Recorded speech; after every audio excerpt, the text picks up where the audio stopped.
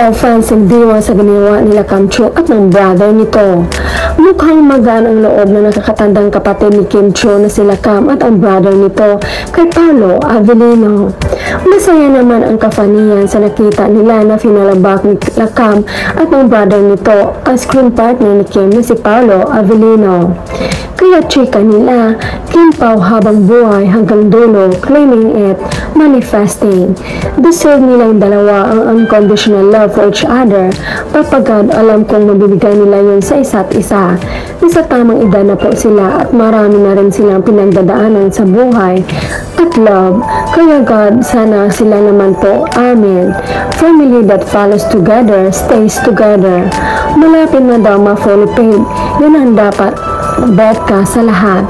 Sa family, friends, relatives, sino pa naman dyan? Di tulad ni ex, walang may gusto. Parang na love potion lang si Kimi.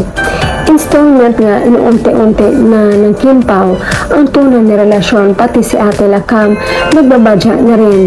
Iba talaga ang pogi na respectful pa, matalino pa. Mayroon pa bang Paolo Avellino the second?